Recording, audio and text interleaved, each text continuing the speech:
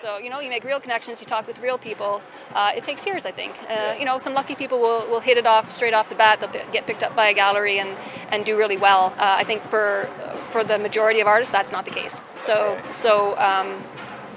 think there's a certain amount of business knowledge that you have to have, or that you can, if somebody have somebody help you with that. So, yeah. You talk about hobby and business, and career. So what's your definition as far as business and what's a hobby? Like, what's a hobby to you? So a hobby is you're doing your art for the enjoyment for yourself, and you're not really out there to sell the art. If somebody wants to buy it, sure. You're not really trying to push it. You're not applying to shows. You're not looking for gallery representation, though that's like way less important than it used to be. You're not looking for ways to engage with people so that your art career grows.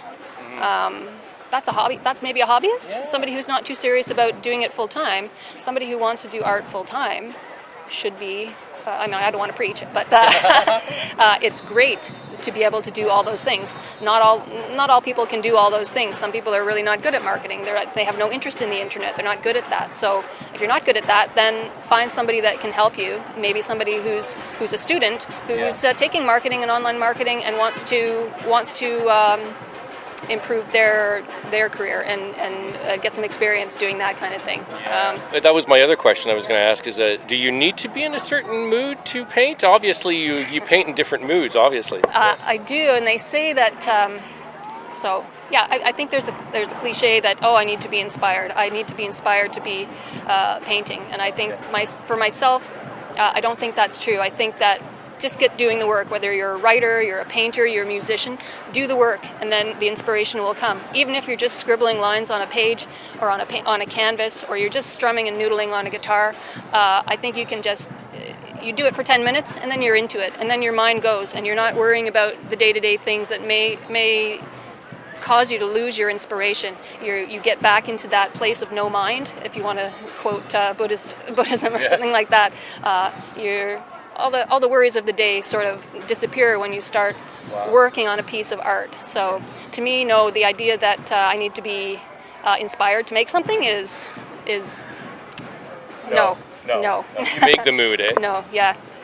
I see you have an Aboriginal influence over some of your work. Are you Aboriginal yourself? I have some Aboriginal heritage, and the funny thing is that we always knew there was some heritage in the family. It was talked about growing up and through the years. When I started painting, oddly enough, the influence started coming out in the painting unintentionally, and so that drove me to investigate my heritage a little bit more, and that's kind of where I'm at now, because I don't quite know. We still have to go out east to Nova Scotia to figure out who we are exactly, or it might be from out west, we don't know. So we have relatives all over the place, but definitely there's a little bit of First Nations heritage there. You talked about finances earlier. It says the money comes later. Yes. So why does it come later? Is it because do you need finance? Like everybody's always struggling. The struggling artist, the poor artist, that type of thing. Your wisdom at this point is to just create something and allow it to permeate.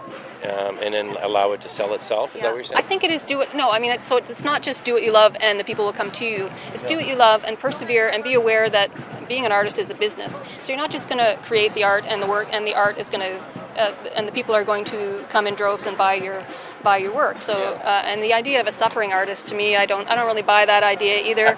Like it's do the work and you will succeed. So like anybody, if you look at any of the famous artists, Picasso, all those ones, they knew how to, I would say, for lack of a better term, market themselves. They were prolific. They were always painting. That was their life. Not saying you do it as intensely as he did or any other artist like that. Yeah. But I think with anything, if you just keep at it and you believe in yourself, then you will succeed eventually. Yeah. In the meantime, take some work. Take as little work as you possibly can, so that you can do your art, so you can survive.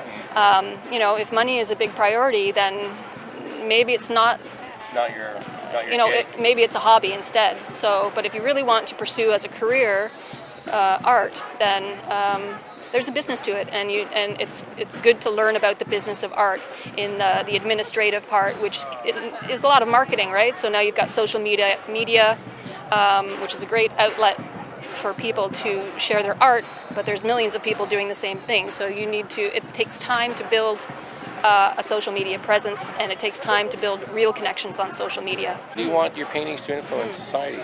Any way I can create some joy in someone's life. If they come by a painting and look and say, and it makes them smile, or it makes them laugh, or they see something, one of the themes in my painting, like interconnectedness, environment, acceptance, non-judgment, that kind of stuff, those are the themes I like to explore, then I've kind of done my purpose there. So I really like to